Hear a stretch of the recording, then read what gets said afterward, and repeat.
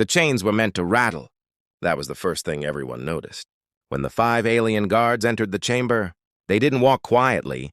They wanted the sound to echo, metal grinding against metal, heavy boots striking marble, the sharp crackle of blue energy pulsing along the links like captive lightning. The chamber itself was built to intimidate. High-vaulted ceilings arched overhead.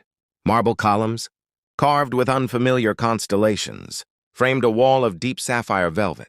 At its center hung an ornate golden emblem, representing the dominion that ruled half the galaxy. The air smelled faintly of ozone and polished stone. And in the middle of it all, seated on a dark leather couch as if she owned the place, was a human woman. She sat with one leg crossed over the other, hands resting loosely at her sides. Her white blouse was crisp despite the circumstances. Her black skirt was immaculate. She looked less like a prisoner and more like a guest waiting for a delayed meeting. The guards stopped 5 meters away. They were massive, towering figures in matte, black exosuits, layered over scaled green skin. Their helmets were open, revealing narrow, reptilian faces and luminous blue, eyes that matched the energy crackling through the chains they carried. The lead guard lifted one chain, letting it spark theatrically. "Human," he said, voice amplified through his armor. "You will stand." She tilted her head slightly, studying him as though evaluating a presentation. "No," she replied gently. The chains hissed louder as the guards shifted. "You misunderstand," the leader continued. "You have been judged. You are to be restrained and transported." She glanced at the glowing restraints. "Ah," she said softly. "You brought those for me?" A ripple of low, amused hissing came from the guards at the back. The leader stepped forward. "We did." She leaned back against the couch cushion, completely at ease. "Good," she said. "I was worried you'd come unprepared." The guard stiffened. "Stand," the leader repeated. Instead, she uncrossed her legs slowly and placed her feet flat on the floor. She didn't rise. She simply looked at them and asked, calm and clear, "Who's first in line?" The room seemed to tighten around the question. The blue arcs along the chains flickered, not out, but unstable. The guards exchanged brief glances. This was not the response they had anticipated. Humans were biologically fragile. Intimidation usually worked. "You will not threaten us," the leader said sharply. "I'm not," she replied. "I'm asking." One of the younger guards stepped forward, clearly irritated. He raised his chain high, energy intensifying until it hummed. "She believes she is dangerous," he sneered. "I will demonstrate the error." He lunged. The chain snapped forward in a bright arc of blue, aiming for her wrists. It was calibrated to overload human neural pathways, to collapse muscle function instantly. She stood. That was all. The chain struck her forearm. There was a brilliant flash. The guards expected convulsions, collapse, screaming. Instead, the energy died. Not faded. Not weakened. Extinguished. The metal links clattered lifelessly to the marble floor. The attacking guard stumbled backward, staring at his weapon as if it had betrayed him. She examined the faint scorch on her sleeve. "You calibrated for standard human nervous systems," she observed quietly. "You should have read the full file." The leader's luminous eyes narrowed. "What are you?" "Adaptive," she answered.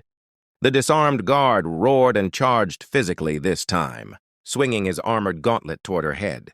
She stepped forward instead of back. Her hand caught his wrist mid-strike. There was a sharp crack, not bone, armor. The plating around his wrist fractured outward, as though struck by an invisible hammer. The guard froze, stunned more by impossibility than pain. Humans did not do that. She released him gently. He collapsed to one knee, clutching his arm. "Next," she said. The remaining 4 guards adjusted formation instantly. These were elite enforcers, trained on high-gravity worlds, veterans of planetary suppressions. Panic was not in their design. The leader activated a secondary weapon. A concussive pulse emitter unfolded from his shoulder, glowing with gathering charge. The device whined, air distorting around it. "You will be subdued," he declared. She sighed softly. "You really don't want to fire that in here." He did. The pulse detonated across the chamber in a visible shockwave. Velvet shredded from the wall. Marble dust burst from columns.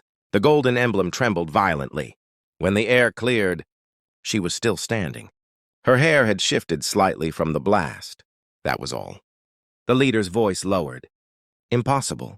She stepped toward him, heels clicking calmly against fractured marble. Gravity adaptation, she said conversationally. Radiation tolerance. Neural dampening resistance. Cellular reinforcement. She stopped within arm's reach. Humans are very good at surviving environments that try to kill us. You are one organism, he said.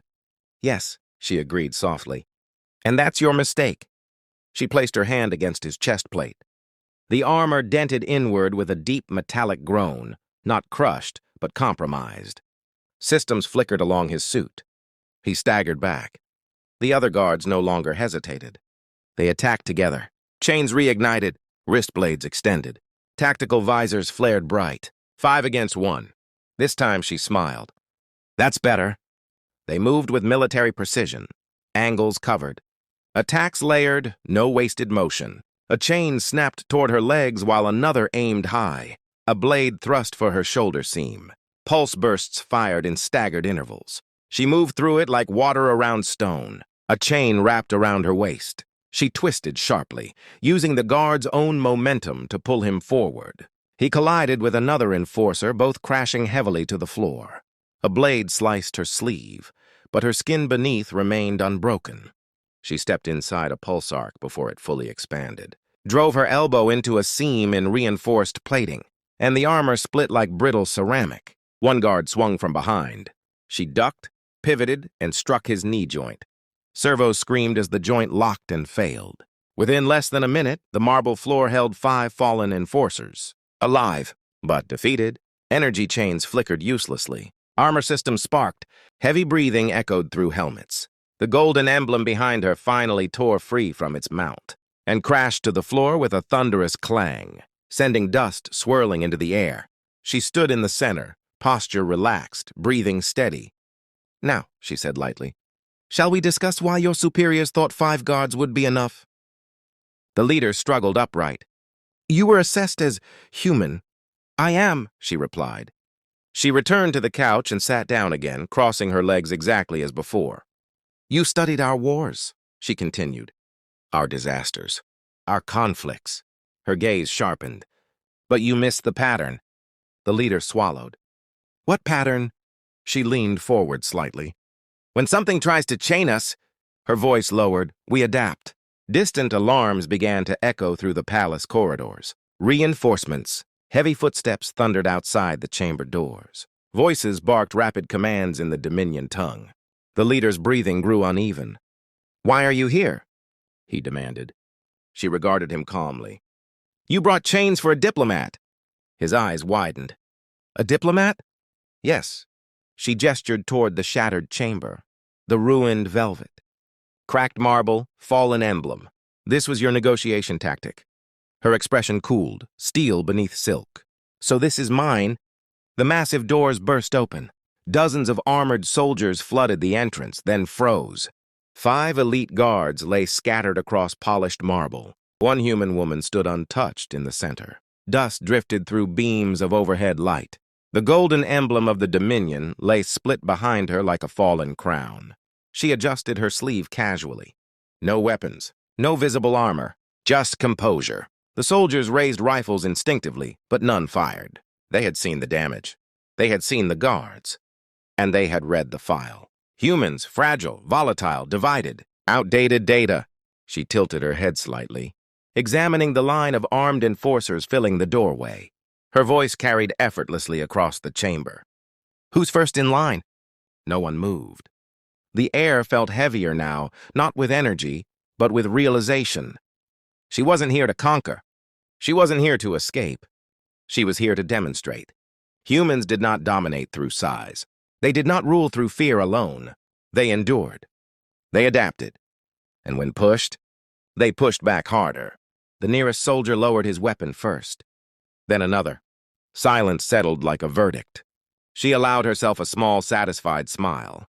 Good, she said softly. Now that we understand each other, let's negotiate.